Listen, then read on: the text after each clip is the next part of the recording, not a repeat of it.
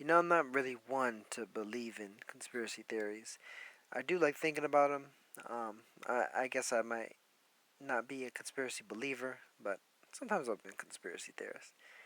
But what I mean to say with regard to that is a little over a year ago, and a lot of people really forgot about this, but there was rumors that Nicholas Walters was going to be jumping ship from Top Rank to go join up with Al Heyman's stable, PBC, and et al. The Showtime roster, all that stuff. And it wound up not coming off, and that's a big part of the reason why Walters was on the shelf for much of that time after Darcini and Darnaire. And then after that, of course, he wound up fighting Miguel Mariaga, and more recently, he fought Jason Sosa. And a lot of people were really upset with the scorecards in the Jason Sosa fight. And even though I didn't agree with them, I had it more of like a 7-3 type of fight for Walters. I did think that Sosa was giving him trouble throughout the fight. I thought he was making every round competitive, every round tough. But I thought Walters generally controlled it. But I do think it's kind of funny that, it seems like the HBO commentary is dead wrong. And, Max and Lampley are just, gobbling the hype and spitting it out and, brainwashing the masses and everything when it comes to every other HBO fighter. But all of a sudden with Walters, all these people are suddenly in complete agreement that Walters is shutting the guy out and everything. Apparently the rules suddenly don't apply when it comes to Nicholas Walters, but I guess that's how it is sometimes, right?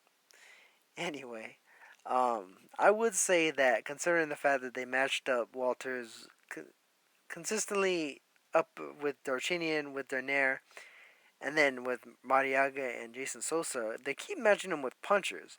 What I find really funny though is they're matching him with punches even as he goes up in weight, where he went from 126 to 130. I mean, of course, he fought Mariaga, and Mariaga's a puncher, but he was a bigger man fighting a smaller puncher, and generally, that suddenly. When you're the bigger man going in there against a puncher, a guy that's a quote unquote puncher, that kind of takes some of that steam off of that punch because you're the naturally bigger guy being able to take that shot, whereas he's normally used to hitting guys who are 5-10 pounds lighter than you are with those shots and sparking them out. So it's not going to do the same level of damage to you. Although Mariaga did rock Walters a couple of times. It's something I think a lot of people overlooked. Jason Souza didn't quite rock him as badly as Mariaga did. But he gave him, I think, probably a little bit more consistent issues just by virtue of the volume. The volume, he was able to kind of keep it up on him.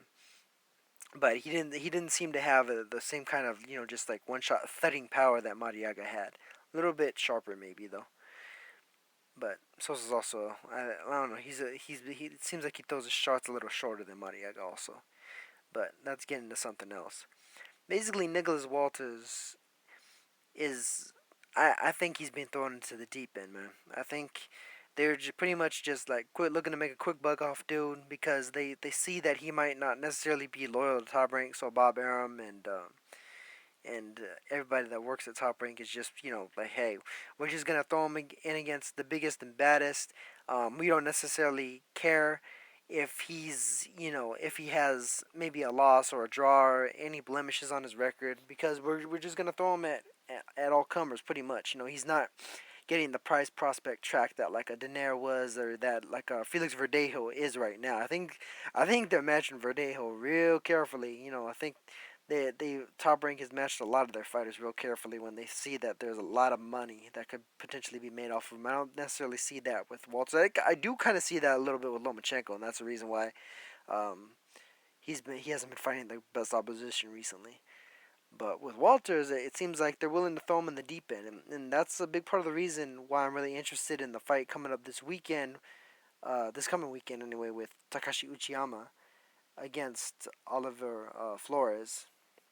Because if Uchiyama starts looking a little bit old, I think they'll be more willing to throw Walters in there with him because they think that maybe Walters can snatch up a belt and then they could potentially set up a unification with either the Salido Martinez 3 winner or Francisco Vargas or what have you. Otherwise, though, I could very well see them if Uchiyama still looks like the killer that he's been the last few years, as opposed to like when he got dropped against Kaneko. Um, then they might go a different route instead of imposing that mandatory position or that number one contender position that Walters has for the WBA belt. They might just toss Walters in there with Francisco Vargas because, I mean, Francisco Vargas, you know, basically being the winner of what's likely the fight of the year, um, which appeared in front of 900,000 plus pay per view paying audiences, and stealing the show from Canelo Cotto. I mean, that pays dividends right there. I mean, it's like Juan Manuel Marquez got the Floyd Mayweather fight off of winning the fight of the year the previous year against Juan Diaz.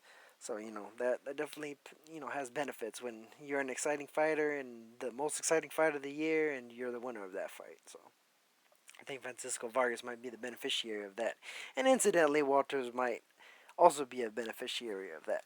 But once again, the whole thing is Vargas is another threatening fighter. That's no soft touch. This would be a third, pretty heavy-handed guy that Walters would be fighting in a row after Mariaga and Souza, and actually, really, you could technically call him a fifth in a row, along with Donaire and Darchinian, albeit Donaire and Darchinian were really punchers at lighter weight classes as opposed to being like featherweight, knockout artists, which they're not so much of featherweight knockout artists, featherweight heavy-handed guys, but more like bantamweight knockout artists or flyweight knockout artists. But even still, Vargas would be a hell of a time. Uchiyama would be a hell of a time. Miura still would be a hell of an opponent. And I mean, shit, even Roman Martinez or Salido. I mean, both of those guys are pretty threatening, albeit not as threatening as the other three, in my opinion. I'd say Uchiyama, Miura, and Vargas present a more clear and present danger, to to use a quote, for Walters than the others. Jose Pedraza is more of a stylistic difficulty, albeit, of course, he's with PBC, so that is pretty much dead in the water as it stands anyway. So that probably wouldn't happen. That's a lot more hypothetical than all these other fights I'm talking about. But I mean, Walters, he may be in some trouble. I honestly wouldn't favor him over Uchiyama or Vargas tomorrow. Miura possibly, especially because Miura took a hell of a beating against Vargas. Man, he had taken a similar one from Uchiyama a few years back. So it might be entirely possible that Walters could potentially replicate what those two did against him. Especially considering the accumulation that he's suffered now. But I mean, if Walters goes into any of these fights without coming correct, without being at the optimal version of himself, he's in deep trouble. He's in the deep end and he's swimming in there with sharks. And when you're swimming with sharks, you got to be on your p's and q's at all times. Otherwise, you're lunch.